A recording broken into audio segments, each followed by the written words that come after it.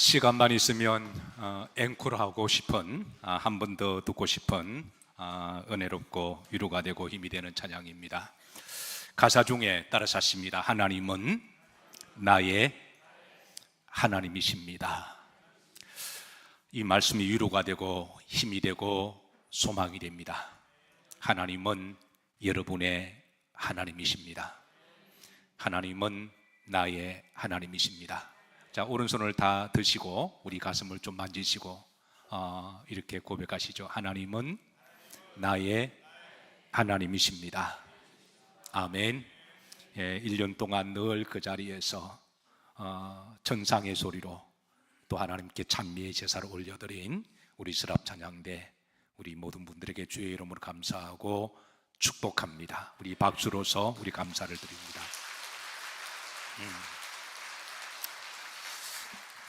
오늘 이제 마지막 예배를 드리면서 1년 동안 늘 그 자리에 여러분 다 지정석 계시죠? 제가 정해준 거는 한 자리도 없는데 정확하게 여러분들이 지정석을 찾아가서 앉으십니다. 그 자리에 1년 동안 늘 앉아 계시고 공석이 되지 않았던 여러분들의 그 믿음을 주의 이름으로 축복합니다. 자, 하나님은 우리 그리스도인들이 지혜롭기를 원하십니다. 지혜롭기를 원하세요. 잠언 3장 18절에 보면 따라서 하십니다. 지혜는 그 얻은 자에게 생명나무라. 지혜를 가진 자가 복되도다 그러셨어요. 그러니까 지혜가 때로는 자기 생명을 살릴 수도 있고 또 하나님이 예비하신 그 복을 주실 수가 있음을 우리들에게 알려주고 있습니다. 옛날 그리스에 안티고노스라고 하는 장군이 있었습니다. 헬라 제국 때에 큰 공을 세웠던, 전쟁이 일어나면 최전방에서 돌격대장으로 아주 용맹한 장군으로 소문이 났는데요. 이 장군이 나중에 이제 왕이 돼요. 알렉산더 대왕이 죽고 난 다음에 이제 그 다음에 왕이 되는데요. 자, 다음 주조 동전을 보시죠. 이 안티고노스가 통치할 때 사용되었던 그의 얼굴을 담은 주조 동전입니다. 자, 그에게는 왕에게는 한 가지 상처가 있었습니다. 아픔이 있었고 상처가 있었는데 전쟁을 하다가 그가 장군 시절에 적군의 화살을 맞아서 왼쪽 눈에 관통을 당해서 왼쪽 눈을 잃어버리는 그런 아픔과 상처가 있었습니다. 항상 정적이 있기 마련이죠. 그래서 그를 비웃고 그를 비하하던 정적들은 그를 일컬어서 병신이라고 말하기도 하고 애꾸눈이라고 말하기도 해서 그래서 흔히 그를 일컬어서 한쪽 눈을 가진 장군이다 그렇게 이제 세간에 알려졌습니다. 자존심이 매우 강하고 성격이 불같은 사람이어서 자기를 조롱하거나 비하를 하게 되면 불같이 화를 내기도 하고 어떤 경우는 이제 칼을 뽑아서 이렇게 또 해하기도 했는데요. 어쨌든 그가 왕이 되었습니다. 왕이 되고 난 다음에는 그 나라에 이제 화표를 주줘야 되는데 그래서 이제 그의 얼굴을 담은 동전의 조상화를 새기기 위해서 당시에 그 조상화는 보통 정면으로 그렇게 보통 이제 화편을 만드는데요. 그래서 이제 화가를 불렀습니다. 그래서 유명한 화가를 불러서 이제 조상화를 그리라고 하는데 이게 이제 황제의 얼굴이 들어가니까 따라서 있는 그대로 그리라고 명했습니다. 그래서 화가가 있는 그대로 그렸습니다. 어떻게 되었을까요? 아주 이렇게 불같이 호령을 당하고 또 다른 화가를 불렀습니다. 있는 그대로 그리라. 있는 그대로 그렸더니 이제 어떤 화가는 죽기도 했습니다. 그 왕이 불같은 성격이 안 그래도 상처인데 아무도 그의 이제 조상을 그리지 않으려고 그랬는데요. 한 젊은 화가가 이제 자신이 그리겠다고 나섰습니다. 그리고 따라서 하신다 있는 그대로 그렸습니다. 이전에 화가도 있는 그대로 그렸고 이 젊은 화가도 있는 그대로 그렸는데요. 이 조상화를 보고 그 안티고노스 황제가 매우 흡족했습니다. 그리고 많은 상을 주었습니다. 그리고 그 밑에 있는 귀족들에게 소개를 시켜주어서 이제 조상화를 전문적으로 그리게 하는 궁중화가 되었어요. 이 젊은 화가도 있는 그대로 그렸습니다. 어떻게 그렸을까요? 예, 여러분 이 동전을 보시다시피 오른쪽만 그린 거예요. 그래서 왼쪽은 그리지 않고 있는 그대로 그린 거예요. 예, 이것이 그 젊은 화가의 지혜입니다. 그런 그 지혜로 말미암아 생명도 얻게 되고, 그리고 많은 부도 얻게 되고, 또 이름도 명성도 알리게 되었는데요. 근데 흥미로운 것은 이 젊은 화가가 평소에 항상 좀 밝고 아름답고 남의 허물은 잘 드러내지 아니하고 잘 덮어주고 그렇게 그림을 잘 그렸다고 그러는 거예요. 여러분, 세상에는 항상 양면성이 있습니다. 엄지가 있고 양지가 있고요. 잘 아시다시피 사람에게도 좋은 점이 있고 좋지 못한 점들이 있습니다. 그래서 우리가 있는 그대로 보더라도 어떤 사람은 이제 좋은 면만 가급적 보려고 그러고, 그 사람을 칭찬하고 축복하는 여러분 그런 우리가 삶의 모습도 지혜인 줄로 믿으시기를 주의 이름으로 축복합니다. 저는 세상에서 우리 영일교회가 제일 좋은 교회라고 저는 그렇게 믿습니다.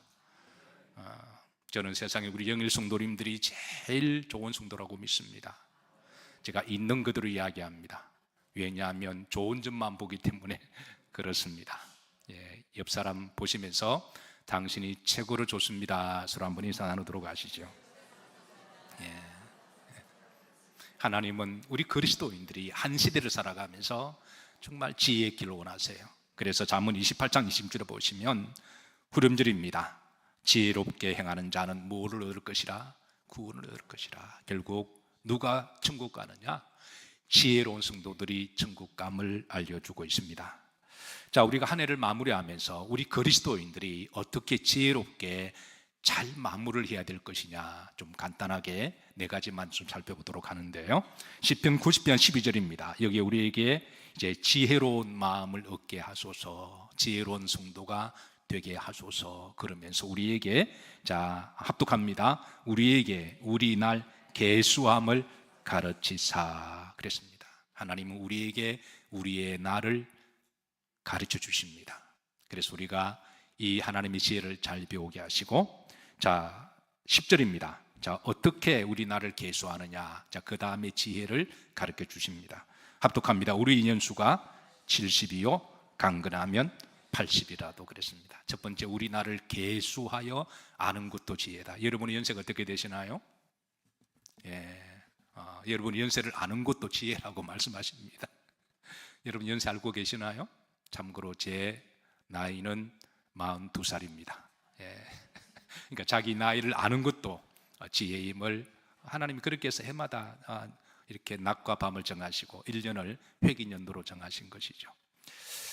자, 그리고 사람이 보편적으로 한 70에서 80 언저리 살다가 가는 것을 가르쳐 주시고, 이걸 우리가 인정하고 받아들이는 것도 지혜입니다. 아멘인가요? 예, 이거를 받아들이는 것도, 그리고 이를 위해서 준비하는 것도 지혜라고 하는 것이죠. 한 가지 더 지혜로 나아갑니다.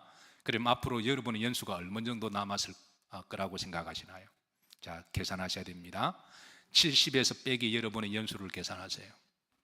예, 그 남은 것이 이제 우리가 남은 연수가 됩니다.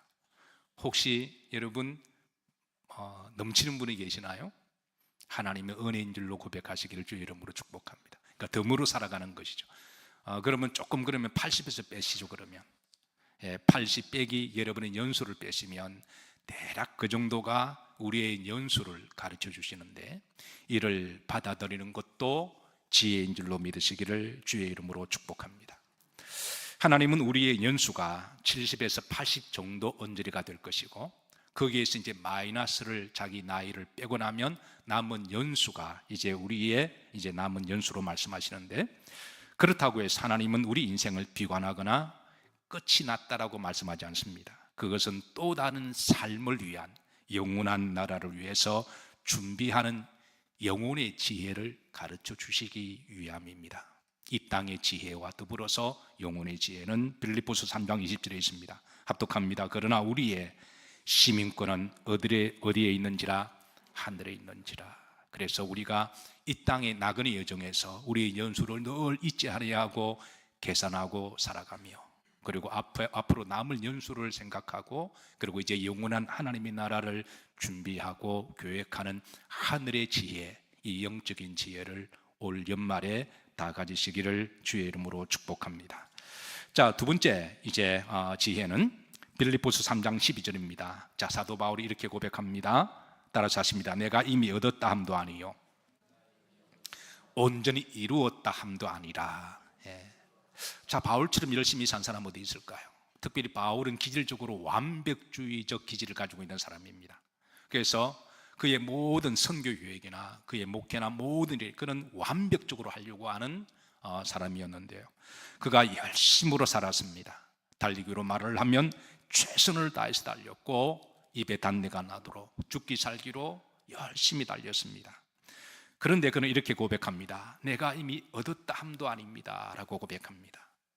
내가 완성한 것도 아님을 그렇게 고백합니다. 이 말은 이제 다른 말로 우리가 간명하게 말을 하면 한번 따라서 하실래요? 인생은 미완성입니다. 우리가 이것을 받아들이고 우리가 이것도 이제 하나님께 맡기는 것도 저는 지혜로운 믿음이라고 믿습니다. 연말이 되면 우리 모두가 느끼는 감정들이 참 많아요. 아마 대부분 뭔가 좀 아쉽다라는 생각이 있을 거예요. 또 그런가 하면 뭔가 좀 부족하다. 그게 2%가 부족하든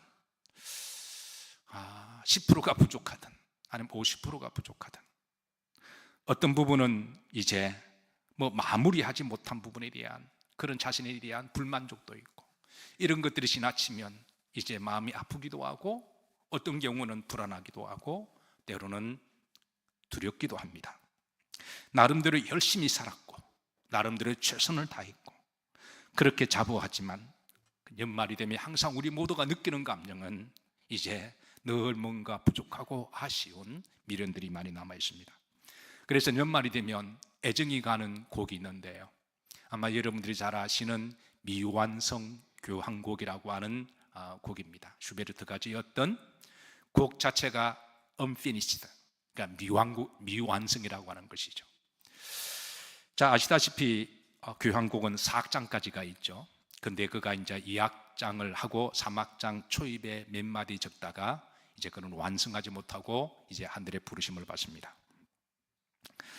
흥미로운 것은 이 곡이 미완성이기에 사람들에게 더 잘 알려져 있고 미완성이에 더 애잔한 마음을 가지고 왠지 모르게 친숙한 곡이 되었습니다. 왜냐하면 우리 인생도 미완성 인생이기 때문에 그렇습니다.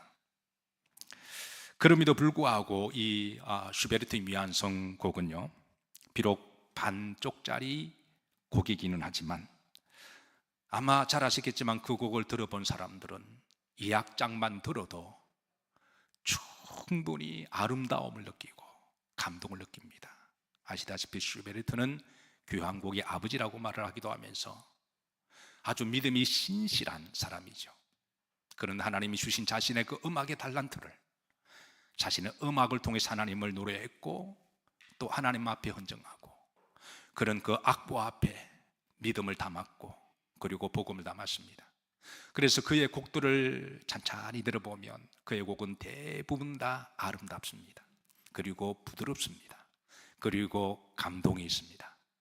비록 미완성 곡이지만 그래서 이 두 악장만 들어도 이제 마음이 따뜻하고 위로가 됩니다. 우리 인생도 올 한 해 우리가 다 완성하지 못한 그런 아쉬움도 있고 안타까움이 있지만 그래도 우리 모두는 우리가 연초에 우리가 성도의 정체성을 늘 인식하고 믿음으로 또 성실과 열심으로 살아온 줄로 믿습니다. 아직까지 완성하지 못한 부분에 아쉬움은 있지만 그래도 믿음으로 최선을 다하여 사셨다면 여러분 삶 자체가 아름답고 저는 감동적인 삶이라고 그렇게 믿습니다. 우리나라 가요 중에도 비슷한 노래가 있죠.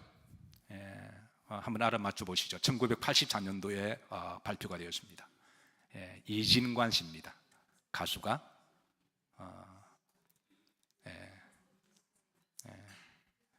인생은 미완성이라고 하는 노래입니다. 이 노래 다 아시죠? 아마 젊은 사람들은 조금 생소할 줄은 몰라도 아마 어느 정도 이 시기를 지나오신 분들은 우리 최군 사님 이 노래 아세요? 인생은 미완성. 이 노래 모르시나요? 쓰다가 많은 편지. 우리 한빛나 집사님, 자, 우리 이쪽 동네 한번 불러보실래요? 네.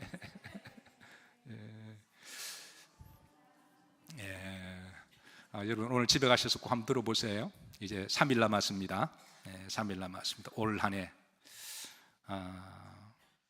3일 동안 한번 교황도 한번 들어보시고 이 노래도 한번 들어보시고, 저도 항상 연말이 되면 이 두 곡은 여러 번 듣습니다. 사실 우리 인생은 다 미완성입니다. 완전한 사람은 하나님 한 분밖에 안 계세요. 저도 연말이 될 때 늘 하나님 앞에 죄송하고 미안합니다. 뭔가 하나님 앞에 완성하지 못하고 부족한 부분에 대해서 아쉬움을 느끼고, 또 우리 영일 성도를 생각할 때마다 늘 부족함에 대해서 미안한 마음을 가집니다. 그래서 이제 연말이 되면 제가 이런 곡을 부르면서 제가 위로받고, 그래 인생은 미완성이야. 우리가 미완성이라고 했다고 할지라도 하나님 우리를 책망하시거나 야단하지 않으세요. 우리가 미완성을 마무리하지 못했다고 해서 하나님은 우리를 실패한 인생이라고 말하지 않습니다. 아멘인가요? 있는 그대로 받아주시고, 그리고 어떤 경우는 미완이기 때문에 우리가 더 겸손할 수도 있고, 미완이기 때문에 우리가 하나님께 기도할 수가 있고, 여러분 완전하신 분은 하나님 한 분이면 족한 줄로 믿습니다. 그것도 받아들이고, 그것도 내 미완의 부분을 하나님께 맡기는 것도 저는 믿음이 아닐까요?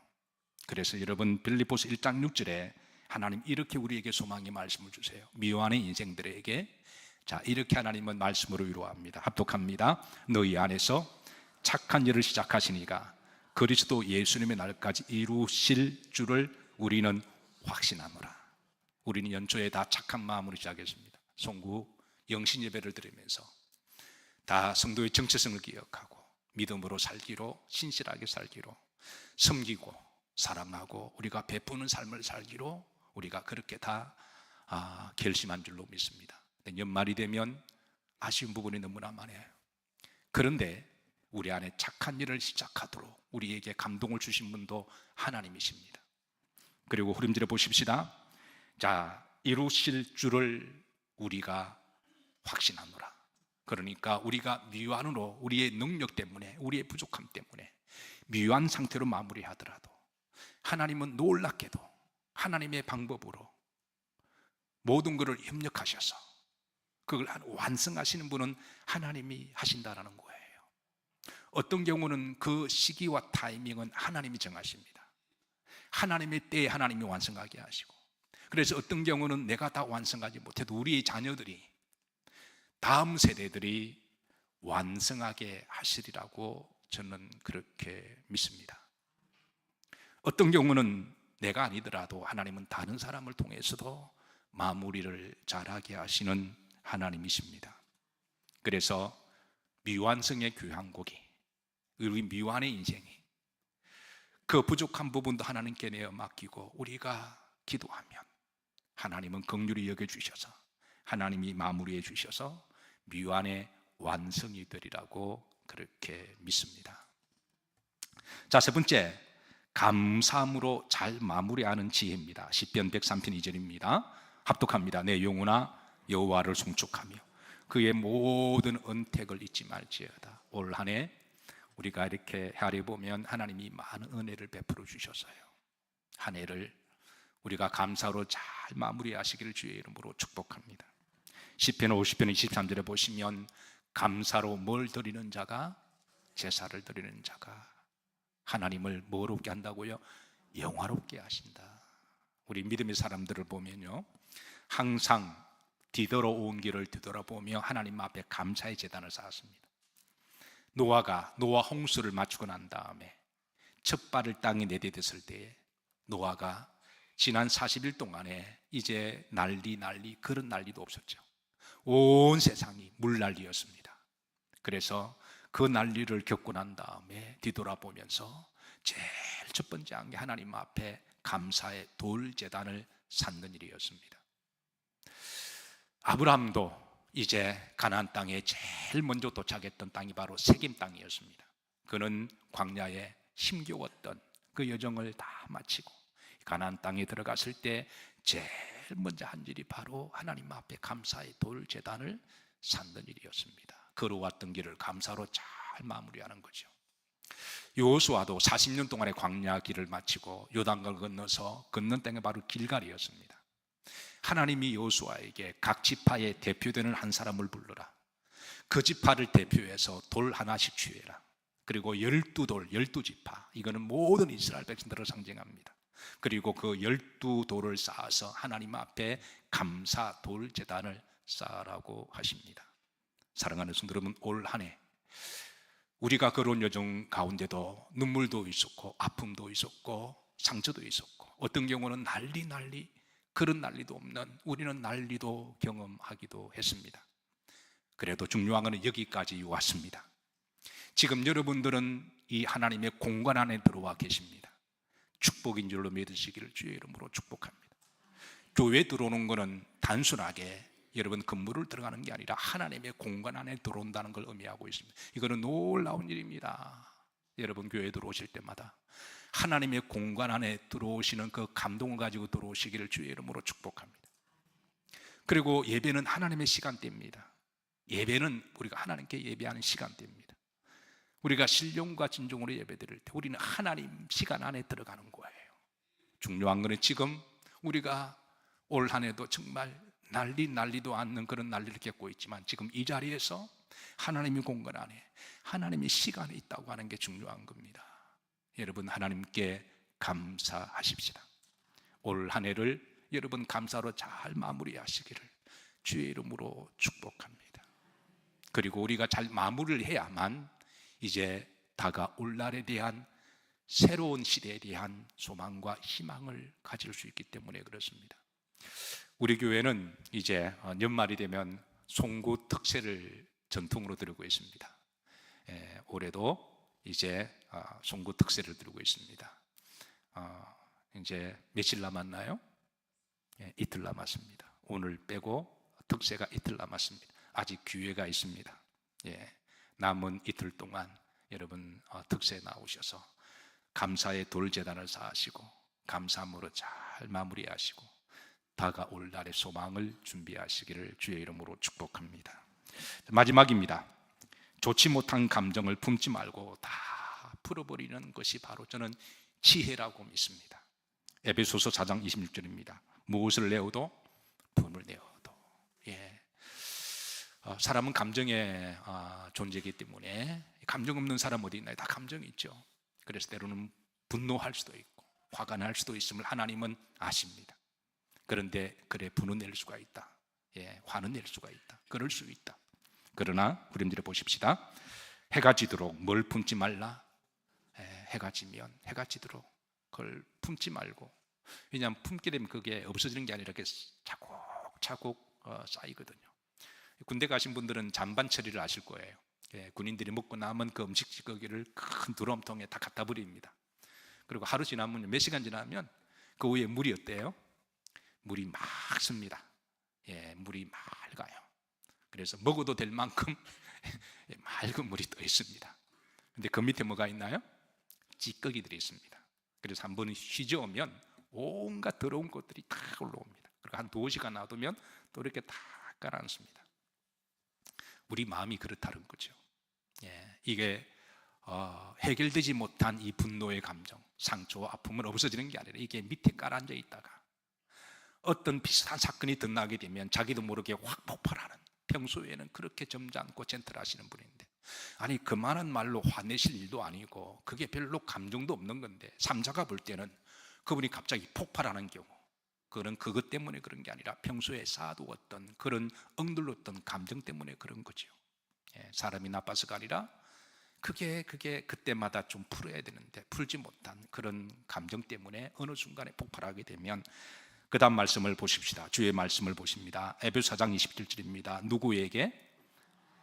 그러니까 우리 분노하는 감정을 마귀가 기가 막히게 이용한다라는 거예요. 마귀가 그를 통해서 이용한다. 하나님, 우리 그리스도인들이 참 지혜롭길 원하십니다.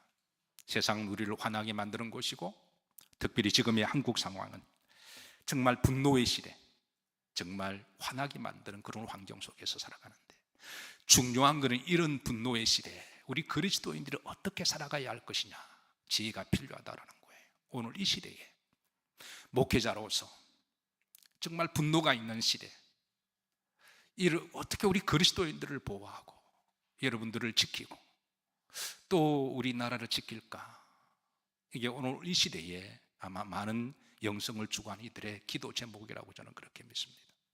어쨌든 사랑하는 성도 여러분, 올 한 해 가기 전에 우리 속에 옥사도 어떤 분노의 감정이든 간에 그 분노는 여러 가지 이유가 있을 수가 있습니다. 어쨌든 그런 감정들을 여러분 다 풀어버리시고 갖다 버리시기를 주의 이름으로 축복합니다. 얼마 전에 가슴 아픈 상담을 받았습니다. 어느 노모가 치매에 걸리셨어요. 아시겠지만 치매 증상은 다양하죠. 어떤 분은 기억을 상실하기도 하시고 이름도 잊어버리고, 어떤 분은 이제 공간 능력을 잃어버려서 길을 잃어버리기도 하십니다. 어떤 분은 성격의 장애가 오는 분도 계신데요, 어떤 분은 갑자기 화를 버럭버럭 내는 분이 있습니다. 화를 내고 집어던지고 막 갑자기 그냥 얼굴이 그냥 부들부들 뜨는, 제가 상담한 케이스는 4번째 케이스였습니다. 원래 이분은 젊은 시절 매우 현숙하시고 조용하시고 점잖은 분이십니다. 그리고 믿음 생활도 잘하셔서 교회에서 참 좋은 권사님으로 그렇게 인정받는 참 좋으신 분인데, 이분이 젊은 시절에 엄청시야 시부모님을 모시고 또 가부장적 남편을 함께 살아오시면서 늘 참기만 하시고 억울한 일을 그냥 속으로 누르고 사셨던 분이에요. 그러다 보니까 그 속에 화병이 생긴 겁니다.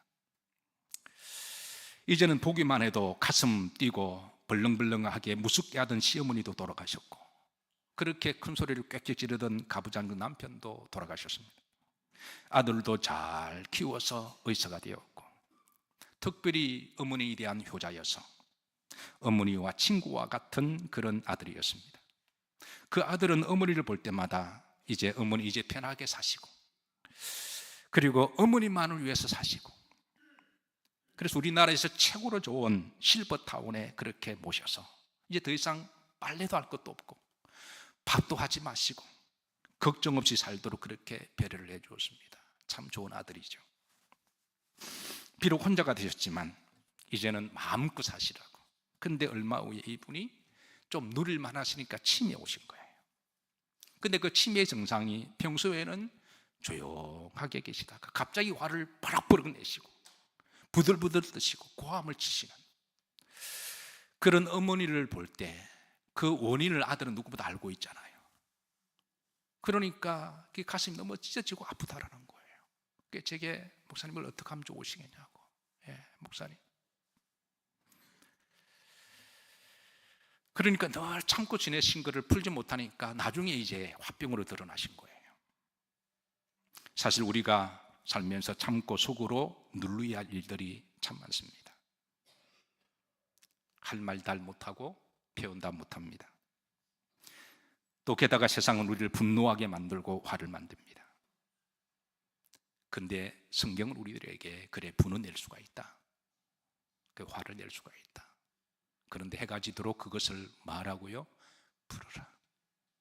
우리에게 지혜로운 성도가 되길 원하십니다.